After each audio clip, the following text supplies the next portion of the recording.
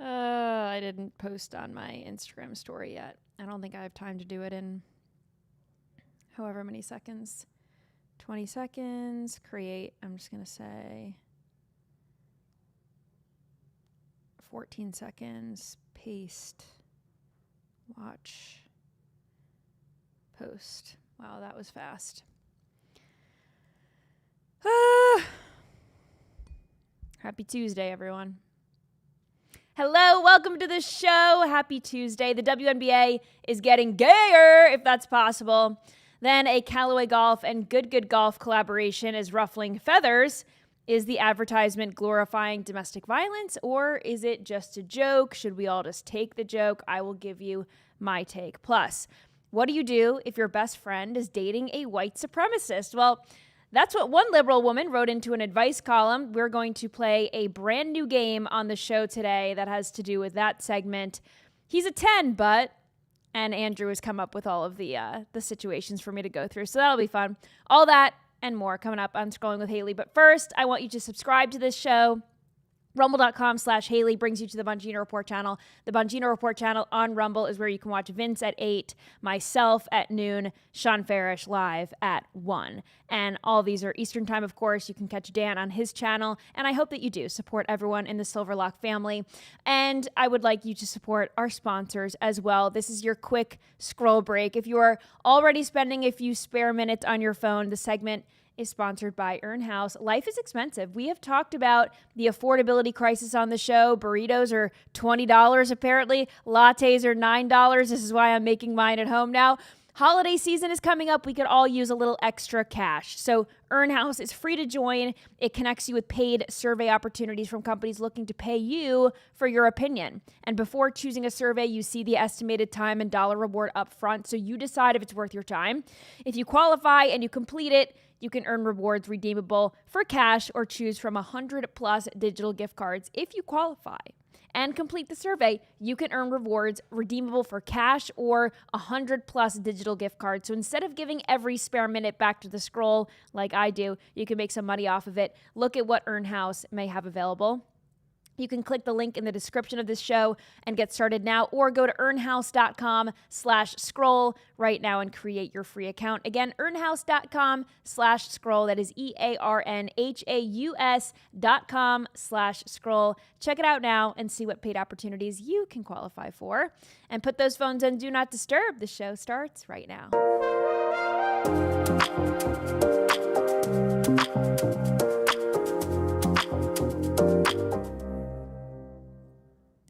Not even Caitlin Clark nor Sophie Cunningham could get me to watch the WNBA. And that's just the truth. That's my truth. I'm living my truth. No, nothing like a little grill out, watching some W on a Sunday before college football. That's all we have. That's my truth. I have no interest in the WNBA. Caitlin Clark's a hooper, though. I'm not saying she isn't. I'm saying none of the rest of them are, but it's Caitlin not, Clark is. But Caitlin Clark is not enough to draw me in. That's a respectable take. There are a lot of people where that's not the truth, and CC was enough to get you to watch it. I agree, and that's great for the WNBA. They should pay her way more than everyone else. True. Like, all the money that the WNBA is making should just go to Caitlin Clark. But that's not how this works. I know that they are talented. The Caitlin Clarks of the world and anyone on that level, if anyone are on that level. But you know me, I don't watch much TV anyway, so I'm certainly not going to turn it on to watch women's basketball. But I will say, men entering the arena has piqued my interest. Enes Kanter Freedom was the first man to say, I'm all in, I'm declaring for the WNBA draft. So if you hadn't seen that declaration, this is what he had to say. Watch.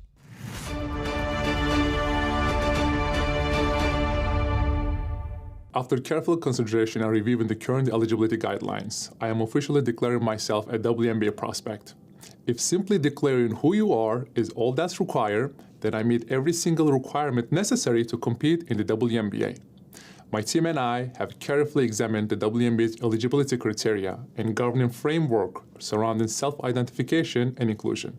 Based on the current guidelines, I can and am officially declaring my eligibility for the upcoming WNBA draft in May 2027. I am definitely not here to mock, make fun of, or disrespect any community or personal choices. I am simply asking that the current rules be applied equally to everyone. The rules that represent the very values many WNBA players and coaches have publicly advocated for. My team and I are prepared to ensure these guidelines are applied equally, consistently, and without exception. And I look forward to the WNBA honoring its stated principles. See you at training camp.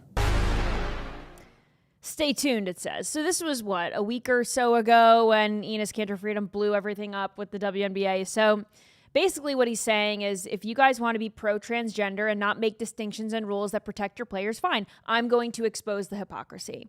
Royce White quickly followed, wig and all, down to ball with the ladies and exposed the hypocrisy as well. You know, he even said, I'm waiting for the wig to come in. I can't wait for the wig to come in. Then it did come in. Then he's posting it all over social media. So as we know, the WNBA cannot get out of its own way. They can't take the easy way out and say men can't be women and women can't be men because they're afraid of being canceled, which is great news for MAGA because essentially being MAGA coded means you're a truth teller and you're not mentally ill. So again, another win for the good guys. But according to the left and the cancel culture mob, it means you're a transphobic, homophobic bigot. That's a problem for the WNBA. They don't want to protect the W in the WNBA because if they do on this issue, they're throwing shade at the LGBTQ community. I'm assuming there's a lesbian or two in the WNBA. I haven't checked, but I'm assuming there's one or two. I don't care to look it up, but I'd put my life savings on the fact that there's a lesbian or two in the WNBA. That's a safe DraftKings bet. I would bet my life savings on it, and I'd probably make out like a bandit. So they're in between a rock and a hard place. Standing up for women should be the easy choice. Making rules that prevent trans women, men from playing could be done with a swipe of a pen, a quick email statement, something like that. But they don't want to seem anti-LGBTQ when they've got members on their teams, which is quite hilarious because lesbians of all people love women. If you ask a lesbian, do you want men in this league? They'd probably be the first ones to be like, no. They love women more than most women, I would say. They should want to protect women and bar men from participating in their sports and getting in their locker rooms. Lesbians know they're women, real women. Not men pretending to be women, but real women. So I don't know how much of an issue the lesbians would really have with this distinction, but clearly the WNBA is stressed out about it. And they said, we're going to need to have a meeting about all this. And then they did. And then they said it was going to take a few months or something to figure it out. Didn't they say we're going to need some time? Give us some time, please. Some from privacy. Well, they already met once and they said, yeah, this is tough. They have till April. That's the cutoff. Right. April? Really? That's the draft. Oh, but that's a long time from now to figure out what a woman is. No, it's ample time to kind of get yourself together in that case. Yeah. So then they met, I guess, and basically they're just idiots. And they came out and they said Enes Kanter Freedom and Royce White could not join the WNBA because they're not eligible because their self-declarations of womanhood were publicity stunts. And when this first went down, I said, this is the left's problem because who decides what men are actually trans and which men aren't? Who decides who's really doing this because for the love of the game, no pun intended, or because they're just doing this for social media clout and clicks and to expose hypocrisy, right? To have the W supposedly standing for women in your league name and to refuse to define women appropriately in a way that protects women from imposters should be the job of the WNBA. But again, they are too afraid. They can't do that. And the WNBA said only players who are women are eligible to play in the WNBA. Okay, so what is a woman then? Is it a man who decided to become a woman when he was 11 years old? Is that a publicity stunt? Maybe not. But that's not what Enes and Royce were doing, but the outcome is the same, right?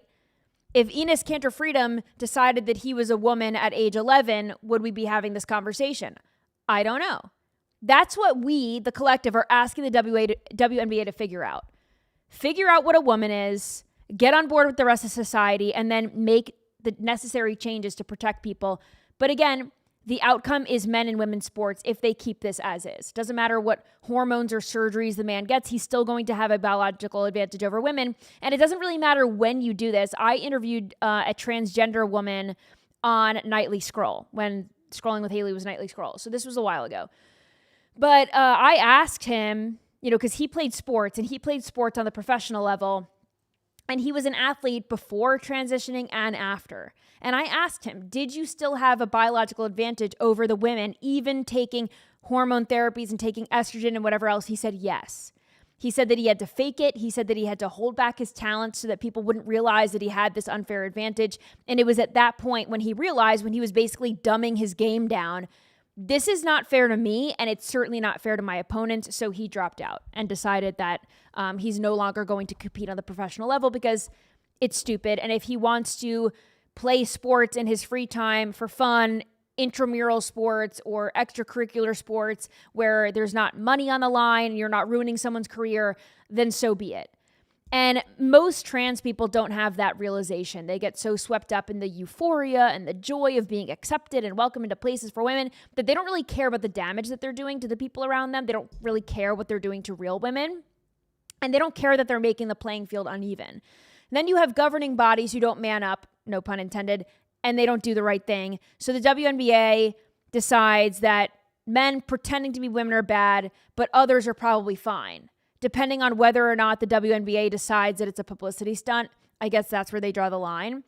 And the WNBA coaches and players love their graphic tees and their slogans. You may remember when one of the coaches, I don't know her name, don't care, she wore a Trans Kids Belong shirt on the sidelines in response to Fever player Sophie Cunningham saying that women shouldn't have to play against men, which is like the most basic thing that you can say ever. And it's so bizarre because wearing the shirt Trans Kids Belong, trans kids are not playing in the WNBA. I mean, I guess trans kids now could play in the NBA eventually if the WNBA still exists when they become adults. I don't know. How old do you have to be a WNBA player? Over 18 for sure, but so then basically it's encouraging kids to transition so that they can be whatever sex they feel like by the time you play professional sports or collegiate sports or what have you, but it's all ridiculous. So the WNBA has failed to define female, but they've figured out a way at least to bar Enes Kanter Freedom and Royce White from playing with the ladies. And on Sunday, Enes Kanter Freedom wore a protest shirt of his own to the Indiana Fever Chicago Sky game at Wintrust Arena in Chicago, and he was sitting courtside with a shirt. Do we have a photo of his shirt that we could throw up? It has woman, noun, adult, human, female. So he's basically saying to the WNBA, if you won't define woman, I will. It's pretty easy. All it is, it's as easy as this. And clearly they can't do that. And he said this, careful what you wish for, WNBA.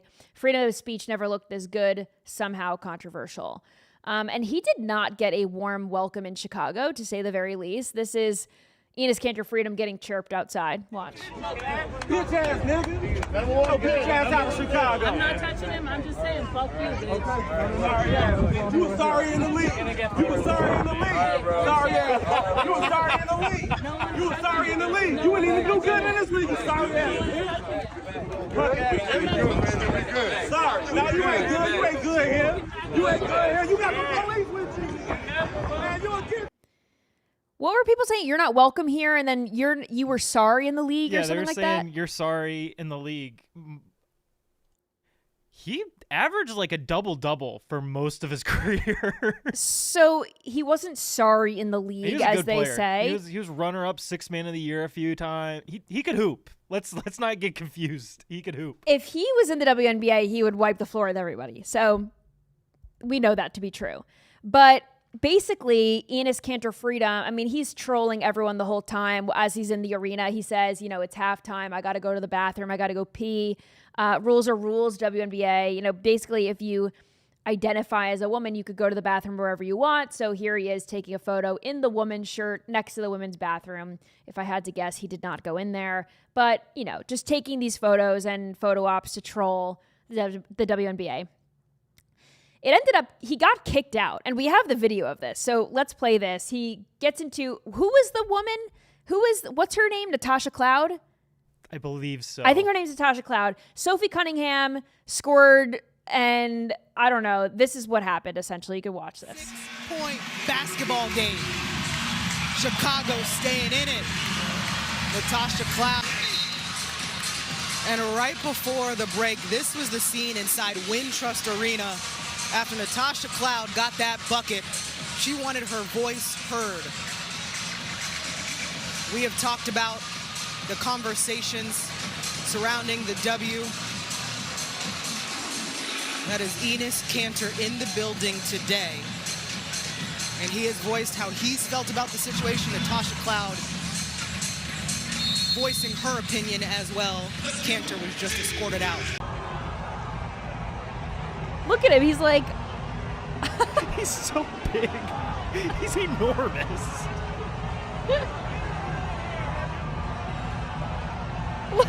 he's like, DJ Zell's behind him just trying to keep the party going.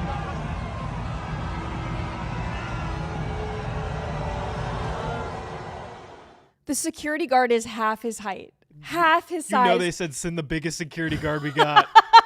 He's like up to Enes Kanter's belly button. Like, you gotta get out of here, bro. And he's so unconfrontational about the whole thing. It makes it so much funnier. His back's against the wall. He's like, he's probably saying, what did I do? Like, I'm not doing anything wrong. But again, he gets escorted out of the arena here. And he did a exclusive interview, a phone call. They have him on audio with Outkick, explaining exactly what happened, what Natasha Cloud said to him, and all this, how this all went down. So from Enes's mouth, this is what he said.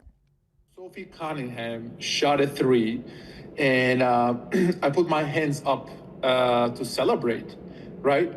Literally a couple position later, Natasha came back and started screaming and yelling and said, she's not going to sleep with you.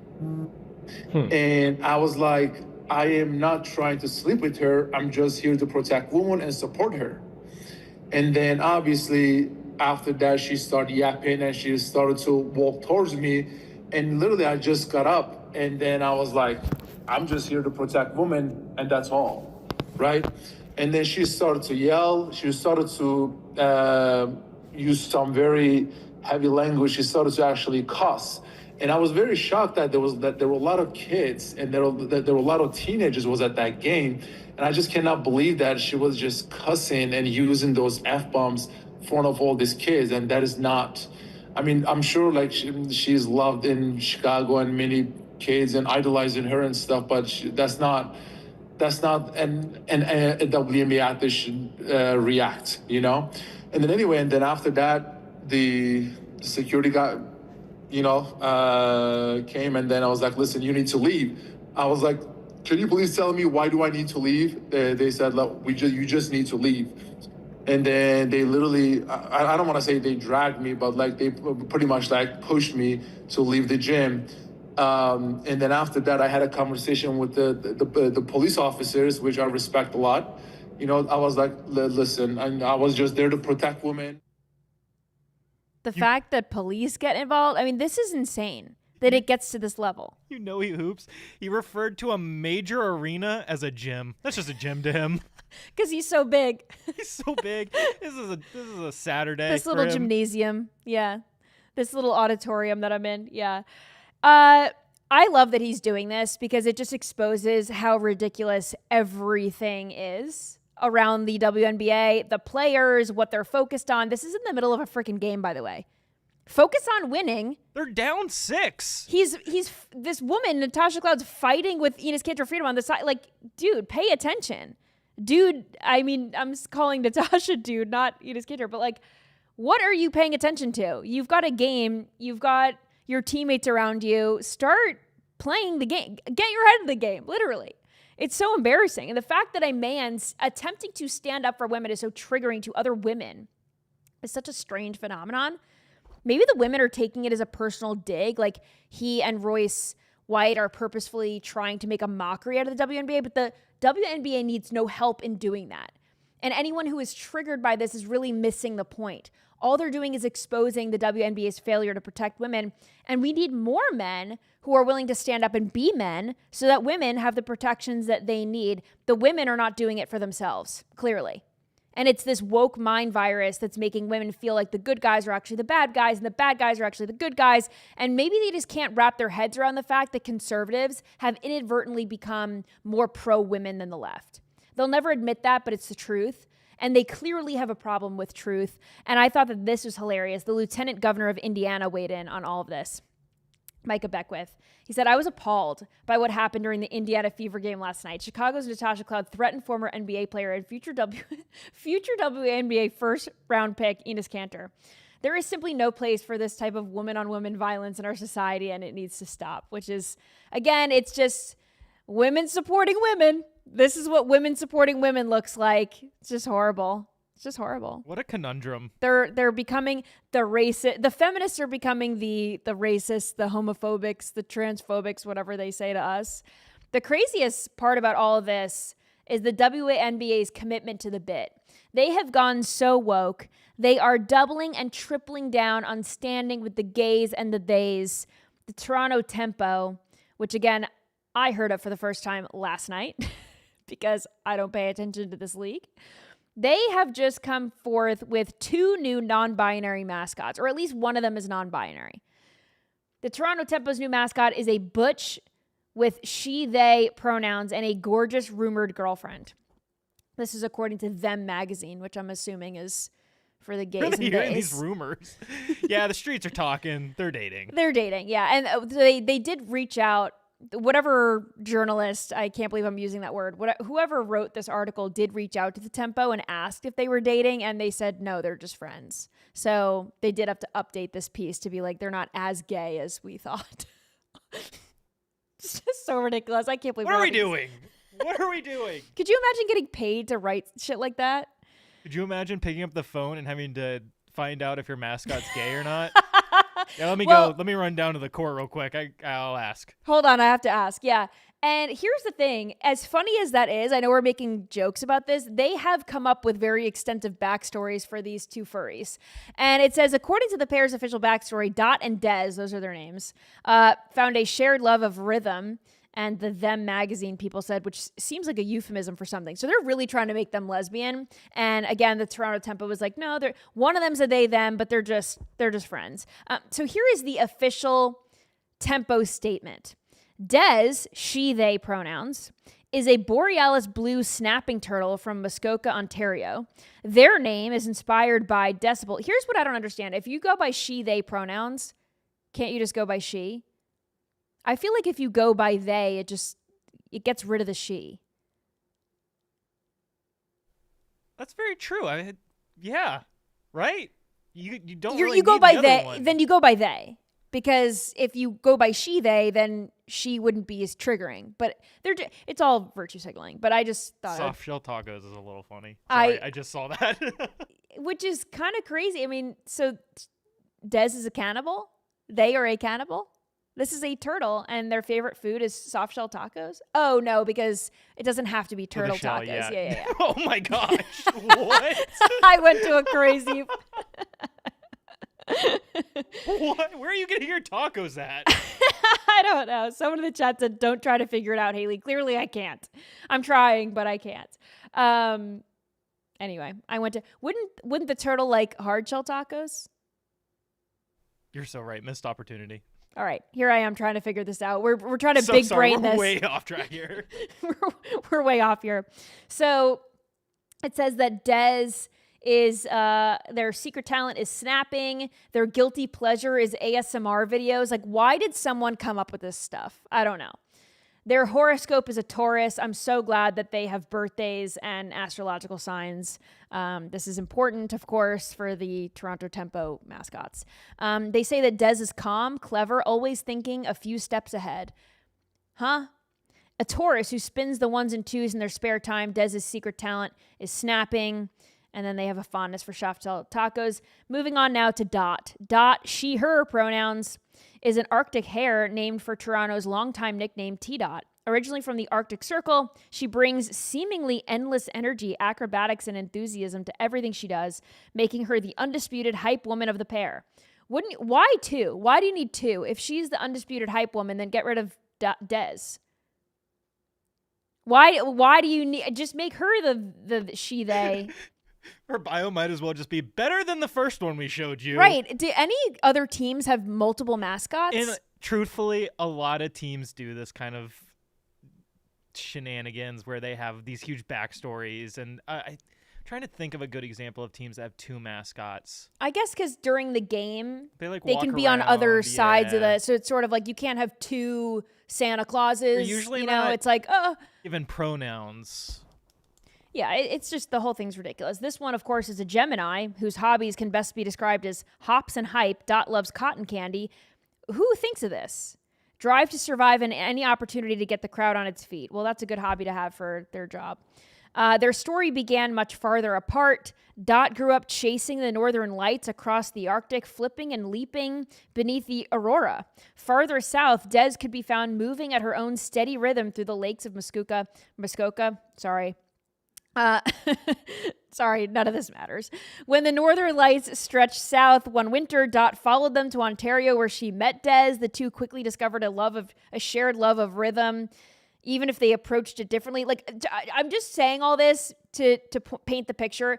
Someone at the Toronto Tempo painted this very large backstory for the two of these friends, I guess you could say.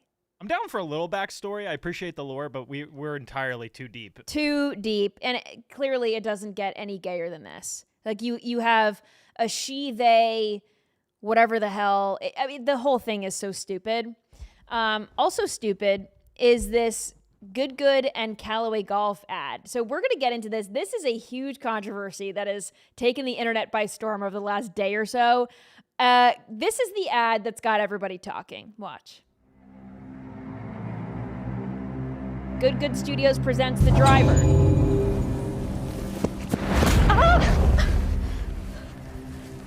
Do not touch my new driver.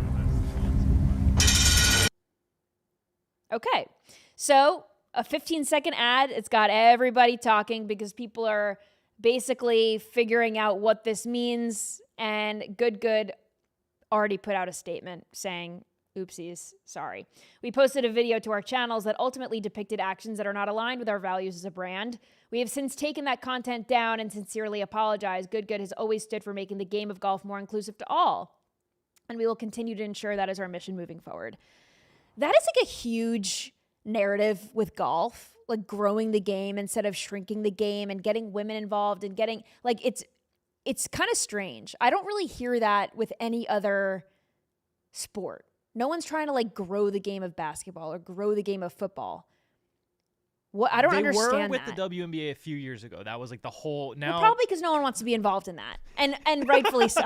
Yes, but golf especially is in its let's grow golf. I don't get era. that though. Golf has been around for centuries. Like I don't understand this grow the game thing. And this comes from a woman who golfs. Okay, I'm also a girl that doesn't get offended by everything.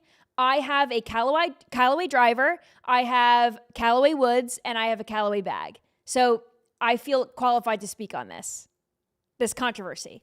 I would agree. I feel like you're the expert in the room for sure. I am the expert. I have seen comments from female golfers saying, I'll never buy from Callaway again. I personally love my Callaway clubs and my bag. I would never throw them out in protest. People are saying, I'll never buy from Callaway again. People were saying, I don't even golf and I'm never going to buy from Callaway. Like, huh? Thank you for your contribution. Right. Like, you're not really doing anything. I'm sure, like, Callaway's crying. How are we going to financially recover from this? This person that never played golf is never going to use our products, whatever. Now, I don't follow Garrett Clark or Good. So I don't know any of these influencers in this video. So I don't know what kind of content they put out normally. I don't know if this is sort of par for the course for them, but I don't get this video. I'm going to be totally honest with you. Even if you take the woman getting pushed to the ground by a man out of it, let's just say this was two men and one guy shoved another guy out of the way for going for his Callaway driver. I would still not really get it. You see the club head in the frame in the beginning and it's in the sky. So it's like, it's not like someone's swinging the club and then it just cuts to this woman getting like thrown to the ground. Like, I don't really understand the narrative. And even if it was two men, I feel like I'm missing context. So I think the ad sucks, regardless of the domestic violence nod that people are talking about. Anytime you see a man pushing a woman around, I feel like that's not going to be good for any brand.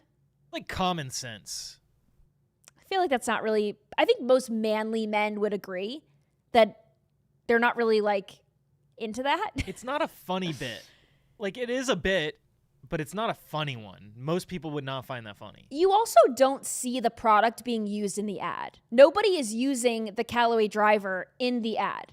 They're just sort of fighting over it. But don't you think if you're trying to sell a club, like what makes the club so great? The fact that you would push a woman to the ground for it? Like, who are they targeting? Are they targeting like deadbeat dudes?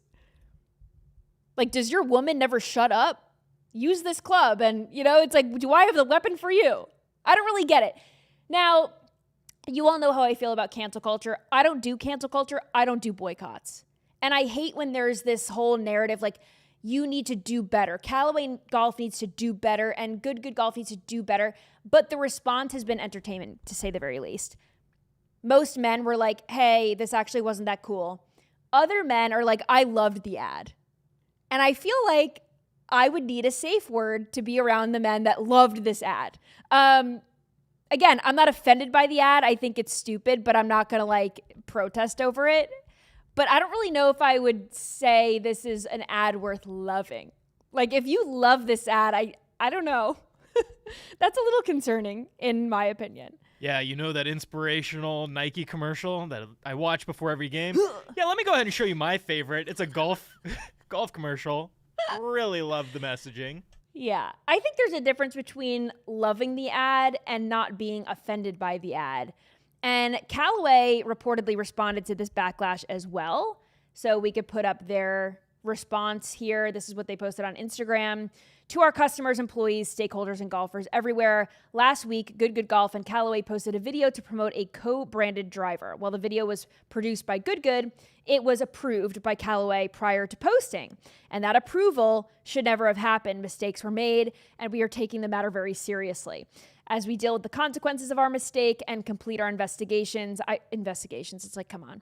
I want to make it clear that we sincerely apologize for the video. The content was inappropriate and does not reflect our values. To be clear, we are unequivocally against discrimination, domestic violence, or threatening behavior of any kind. As soon as we recognized the seriousness of the issue, it was escalated appropriately. The video was immediately removed. Preliminary statements were issued by both Good and Callaway, and now this statement has followed. We are also conducting both internal and external investigations, please. And we have already made changes to our approval process. Well, that's good. Aimed at ensuring that this will never happen again. We believe that we have been a positive force for diversity and inclusion in the game of golf. Oh, brother, they had to throw that in there. DEI to the rescue. This video was completely inconsistent with that. I assure you that we will learn from this and do better. They've got to do better. I'm glad that he wrote that. They've got to do better. I thought they were going to do worse until he said they were going to do better. And right. Then, oh, thank goodness. That just made me feel a lot better. Someone in the chat said, Hayley, they're referring to Tiger and his wife. In the ad? I don't think so. I don't think that at all. Also, why would they want to bring that back up? Some of the other ads in this campaign. Okay, play the other one. They don't make any sense either. So here's another one that was maybe supposed to provide some more context, but none of this makes sense, really. I don't get the big deal. It's just a driver. Johnny, no. No. Johnny, no, don't do it. John. No. Don't. Don't. Johnny.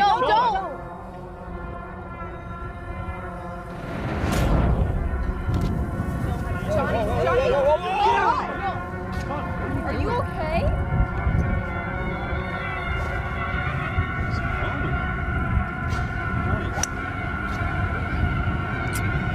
It's over. He's gone. What's happening?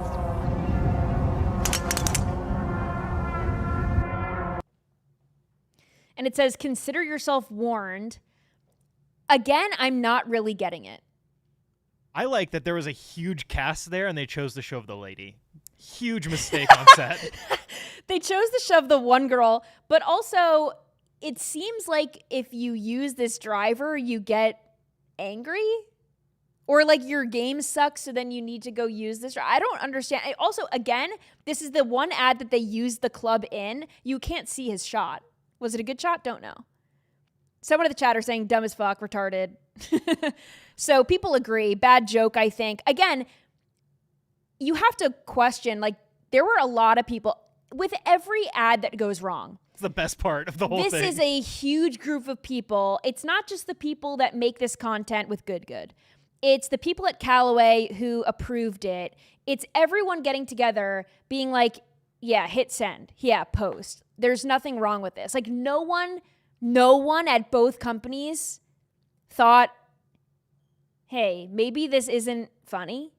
There was a 3-hour deck presentation storyboarding this video, and everybody thought it was a just absolute hit. It's just bizarre. I mean, like, the domestic violence part alone, none of this is funny. And I don't even understand it, really. It's not even like these other videos are piecing together a larger narrative where it's like, oh, you just took this one out of context. It seems like at the end of that one clip, everyone just sort of starts swinging their clubs in different directions. Like they're all on the same tee box, but they're hitting in different directions. It's very bizarre. It's almost like they got bit by some bug and now it's like zombie apocalypse or something. It makes them angry or aggressive. I don't know. I'm really trying to figure out the joke in all of this. And I don't find it funny. Again, I am not like a cancel culture mob weirdo. I don't get offended by stuff. I'm not offended by this. I'm a woman who plays golf.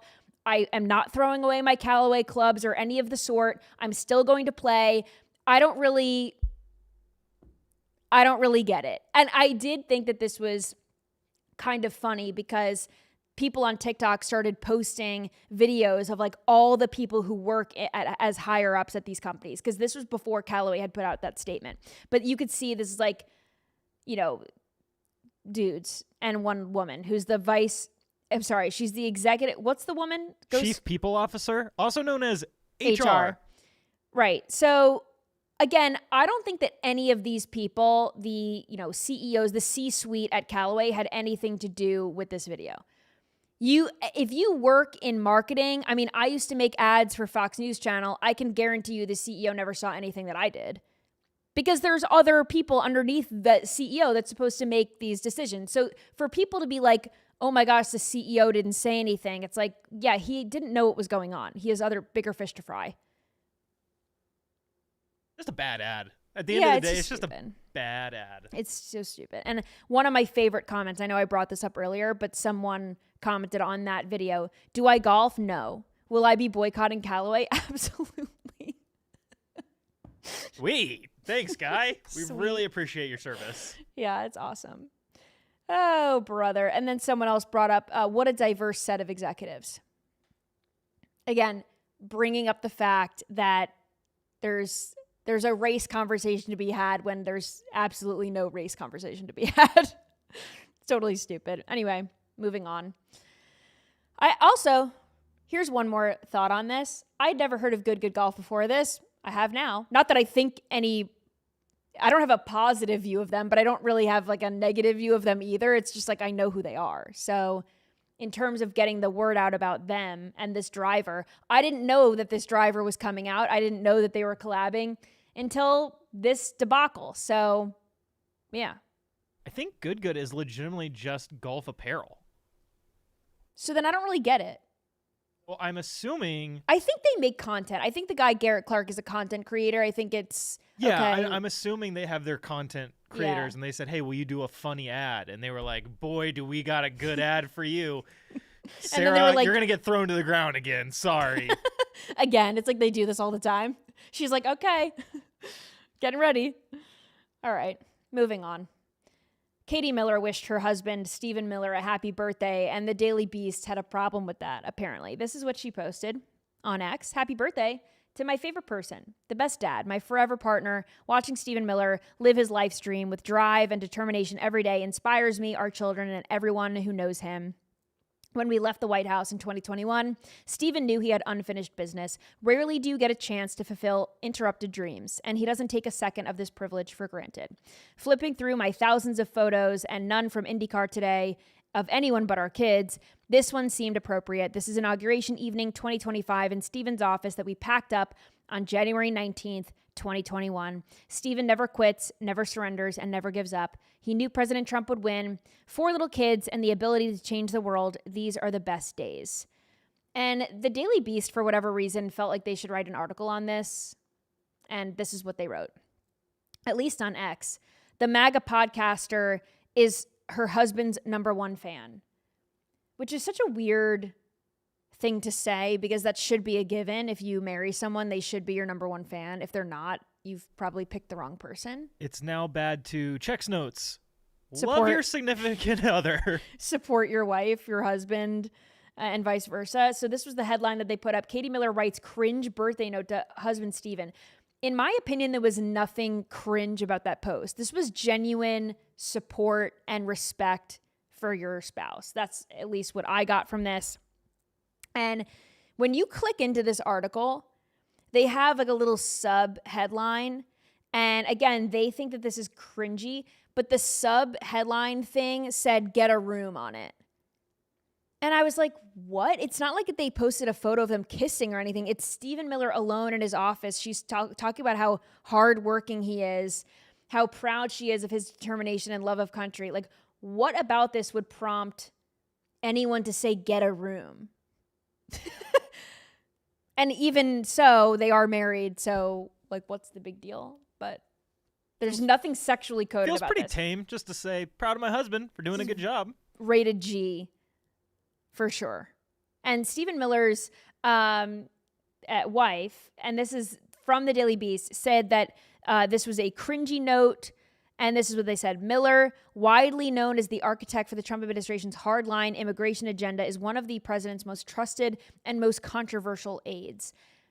I don't find Stephen Miller controversial at all. I don't think that he is controversial, at least to MAGA. Like, everyone who voted for Trump voted for immigration policies. That's what got President Trump elected in 2016, despite the grab him by the you-know-where and whatever else. Build the wall trumped all of that because it's an issue that people care about and Democrats make worse. Biden made it worse. Trump was going to be the guy that fixed that mess. That's why he was reelected the second time.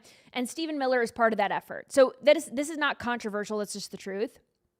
And then it says, Katie's been a proud supporter of her husband's frequently inflammatory rhetoric, using her social media to chime in on political matters and stoke division just as he does. The couple married in 2020 and have 4 children together. Imagine that. A husband and wife being on the same page politically, ideologically. Sounds like the dream. They are living the dream. I would not want to marry someone that didn't agree with me and support me in my efforts. So this is how Katie Miller responded. If your wife isn't your #1 fan, you need a new wife. Fact check, true. The Miller family just dropping truth bombs one after another. If your wife isn't your #1 fan, you need a new wife. Agreed. I mean, truly, what is the alternative? Your wife hates you? That's what the Daily Beast wants. The Daily Beast wants Katie Miller to come out and say, I hate my husband. And they would love her for it. This is why the left is fascinated with President Trump and Melania Trump's relationship, because they are convinced that Melania Trump hates him. And I don't really know if that's true or not. I don't know very much about the Trump's relationship, but I know Melania Trump is very smart. And I think if she hated him so much, she would leave.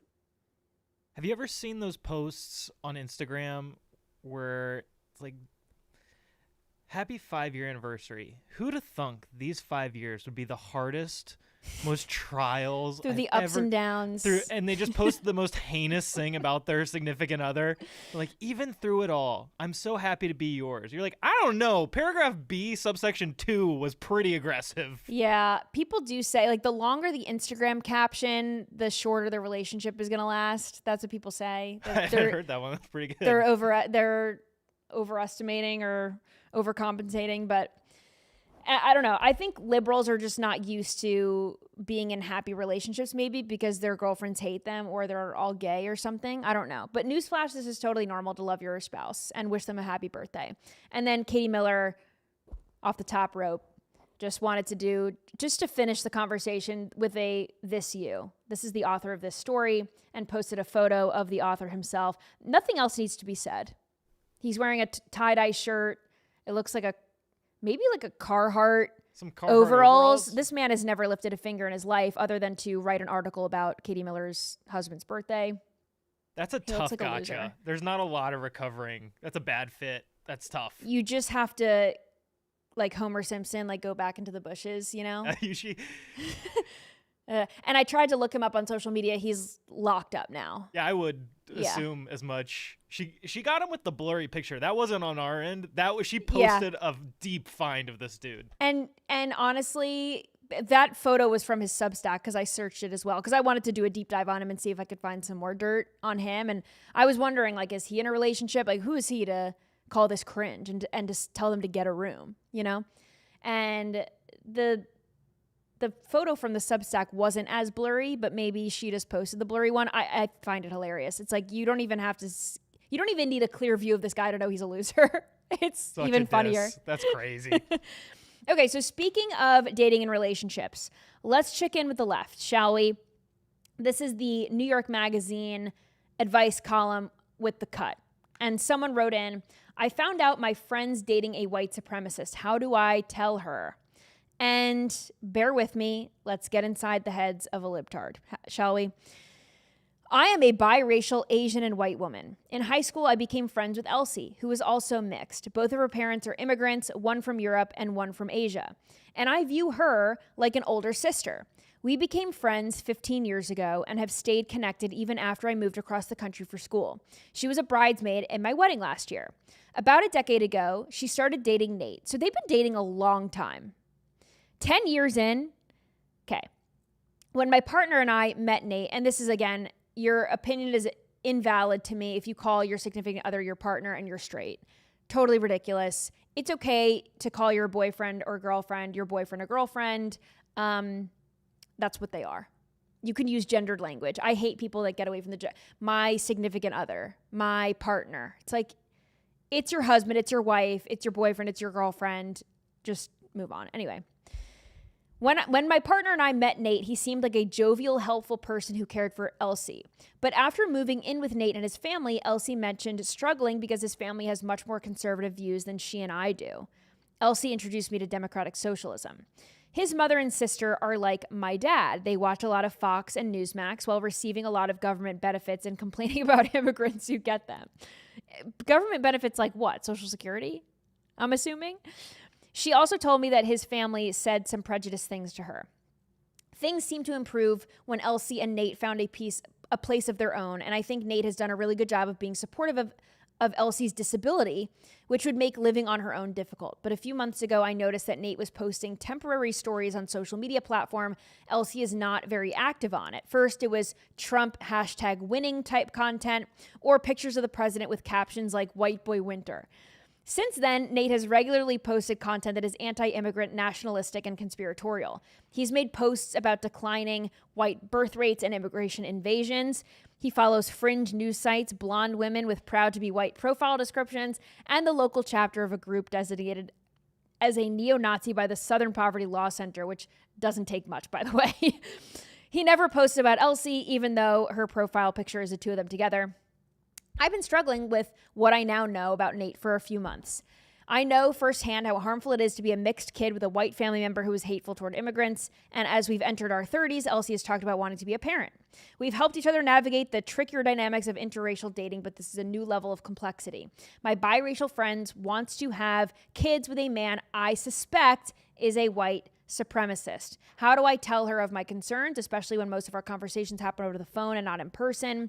I've debated calling her up or emailing her screenshots of Nate's posts, but I also know that doing so might end our friendship entirely. She's having some trouble here. Before we get into how they responded, here's what I have an issue with.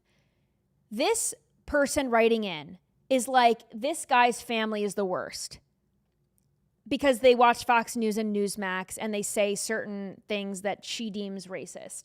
But she says they're not unlike her own family. She says, my dad watches Fox and Newsmax. Okay, so how can you look at this person and be like, they're the worst, their family's the worst? How can my friend date this person when she's friends with you and your family's the same way? It's super hypocritical.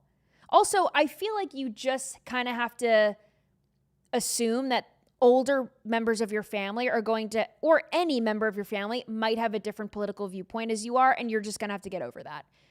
Or is it possible to find someone whose entire family is one way or the other? I think you're going to have to deal with someone, a friend from home, a acquaintance or a family member that disagrees with you and life's tough. Figure it out. So I thought that was weird. Also, this girl is way too invested. I know that they're friends, but I think this woman is way too invested in their relationship. She's like, she and I have the same social, like. That is very interesting. I hadn't given that a ton of thought because I'm a guy. But yeah, why is she so invested in this relationship? I guess she's wanting to protect a friend, but I feel if you're good enough friends, just say, hey, your boyfriend's posting weird stuff. But it didn't seem that weird. It seemed like normal online stuff. Well, I guess if you're... To us, I suppose. Yeah, if we're like, what? He seems great. Give him to me. But anyway, she seems offended by this, and that's because she's on the other side of the political aisle. This is how the cut responded. Sometimes I joke, and maybe it's not a joke at all, that as a woman of color, if you date someone, especially a white man, you need to run a deep and thorough background check on them just to make sure there are no like hidden blackface Halloween costumes in their Facebook archives or tweets with racial slurs. Listen, I jest. But see, your friend didn't get to run a background check. She trusted this Nate guy despite her reservations about his family's conservative views and prejudiced comments. But you now are her background check. Do not hold back this information. You absolutely have to tell her. So basically get involved in this relationship that's not yours. Again, I think the only way or the only reason to get involved in a friend's relationship is if you think your friend is going to be hurt. I don't think that a true white supremacist, racist person would date someone outside of their race. That's my thing. And just because you date inside your race doesn't make you racist either. It's preference, it's what you're around, it's what you're used to. You probably have the same culture dynamics and religious views or whatever. People date their own people for a lot of reasons. And it doesn't make you a bad person. But I think the only valid reason to get involved is if you think your friend is in imminent danger. Unless they are in imminent danger, I don't understand what you think you're going to do. This is a grown woman who's decided to date this man. Butt out of their relationship, and you're going to have to let this grown-ass woman decide for herself if this man is right for her or wrong for her. Clearly, she feels like they are right for each other despite all of these things. Otherwise, she wouldn't still be with him. So I think this is ridiculous, but I continue. This is what the cut says. From your letter, it's clear that I don't need to tell you how dangerous it is to have a family unit that includes someone hateful. And your instinct is right to be worried about what their marriage would look like, how their children would be raised, and what those children might internalize. It won't be an easy conversation between you and Elsie, but at least you'll have actual proof of Nate's behavior. This isn't a vibe check or a vague unease you have about him. You've got hard evidence of his alignment with white supremacy. That's terrifying, and it should be handled as such. Consider that there's a very real and devastating possibility that your friend knows about Nate's beliefs. If you saw these posts, there's a good chance she has too. There's the possibility that she's chosen to stay with him anyway, that she's decided her partner's belief system is one she can live with, or given her disability and reliance on him, she might have concluded that she has to live with it. She might feel she simply can't leave him, and that's an impossible situation to be in. In that case, let her know you're there to listen. I'd recommend you be prepared to talk through options for what her life might look like if she does leave, to help her and seek the support network she has in you. Well, I hope you tell her and she chooses to leave his ass. Things that are rarely straightforward. I think all you can do is present her with information, allow her to have her reaction, and support her while she talks through what she wants to do. But be prepared for any outcome. She might be angry at you. She might end your friendship. Being a good friend in this situation means taking the risk, whatever the results may be. I have a separate situation here. What if her friend is as white supremacist as he is? And then this woman is going to have to revel with the fact that this woman that she's friends with has different viewpoints as her. Will you get over it, or will you let them be and leave them alone? I don't know. You're like stunned. She's like, also in that article, she says, I assume he is white supremacist, and then gives just normal conservative crap posting examples. So yeah. And someone in the chat also said she's been with him about a decade, right? So it is possible that she doesn't want to end a 10-year relationship. People stay in long-term relationships maybe longer than they should because they feel like, well, I've invested so much time in this. Also, maybe he has changed his political viewpoints in those 10 years. So maybe she's fallen in love with this person. He's changed his viewpoints politically, ideologically, whatever, or his social media posting habits. And she's going to have to come to terms with the fact that this is the person that I love, that I've chosen to be with, that I live under the same roof with, I want to start a family with, and they think differently than I do. That could be a valid relationship ender. After hearing the story, this does open up a few doors to a question. A new segment that I have. Okay. They're a 10, but.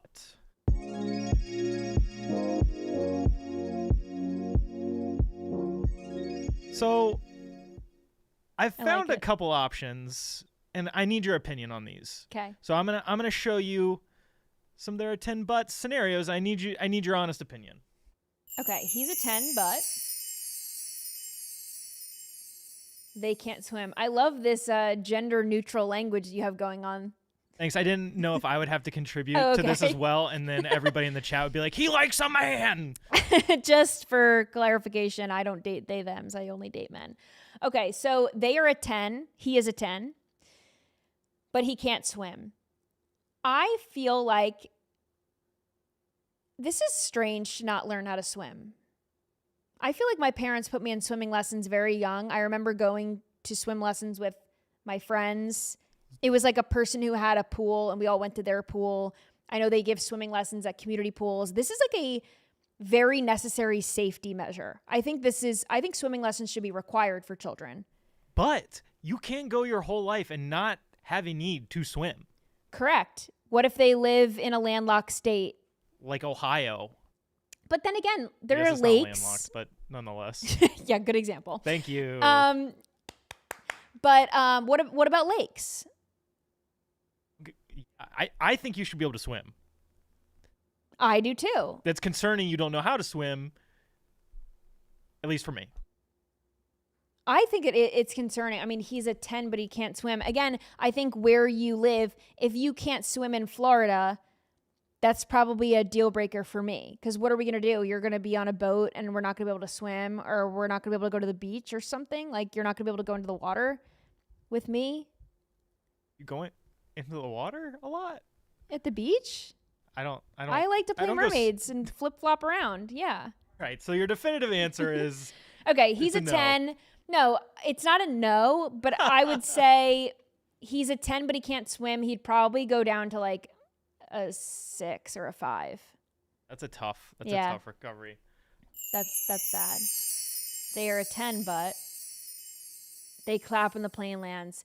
This is embarrassing behavior. There's no need to clap when the plane lands. I think this knocks him down even worse than not being able to swim. To be totally honest with you, I'd be like, why are you doing that?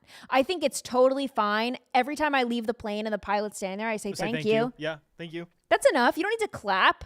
I feel like the clapping's performative. Just tell the pilot to his face when you leave the plane, thank you for not killing us. Have a good one.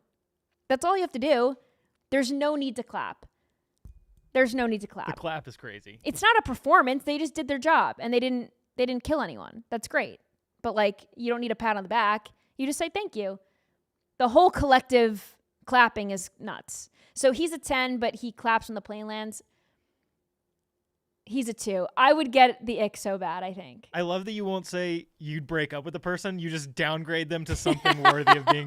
You can't definitively say no in case you date somebody who can't swim. Well, the game is not... Is this a red flag or a deal breaker? The game is he's a 10, but this one thing, I need to re-rate him. So I think he's a 2. Okay. They are a 10, but they order chicken tenders at every restaurant. This is a deal breaker for me. I know because I think if you have an immature palate, it's impossible to go, like, you don't have to like all the same foods, but you have to be willing to try new things. I like to go to fancy restaurants. I don't want to eat chicken tenders. I don't want to be going to restaurants that even have chicken tenders. If you're a grown man and you're eating off of the kids menu, I'm getting icked out. Yeah. Yep. The best meal I had, we went to a Michelin star restaurant. It was for an event, and it was with a bunch of people who were picky eaters, and I basically had an all-you-could-eat buffet of Michelin food, and it was amazing. I think if you have an allergy or some kind of intolerance or something and you can't eat something, that's fine. But there's got to be something on the menu that you can eat. I don't care what diet you're Order on. a salad. Put a little chicken on there. Play it off like you're... But chicken fingers is just, it's so stupid. He's a 10, but he orders chicken fingers at the restaurant. Only orders chicken tenders, right? Yeah, every time you go out, it's chicken tenders. This is such a deal breaker. I feel like he's a 10. I mean, this is an attractive man. I think it's a 0. I'm so sorry. Like, not a 0. That's not fair. He's like good in every other aspect. So I can't really say that he's a 0, but I think a 2 again. Fair enough. You have to grow up. Yeah. Do we have one more? We could go I know one we're more. cutting into Sean's show, and he's, This one's crazy. we'll rate him in a moment. They are a 10, but... Oh, come on! They kissed their family on the lips? Who is this, Tom Brady? No, this is a freaking 0. Sorry. Tom Brady is attractive. He's looking more female, though, as the years go on, for whatever reason. He's just looking bizarre. Like, he's turning into Giselle. No.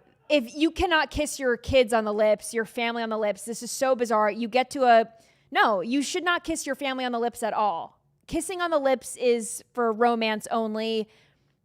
No, absolutely not. This is a 0. No, absolutely not. I'm glad we're ending the Well segment done, on you. this note. Correct. You really triggered me. I have to go cool down now. I'm mad. Thank you for watching the show today. You can follow me on social media at Hayley Carania, and stay tuned for Sean Ferris Live, which is live right now, and I'll see you tomorrow. Bye.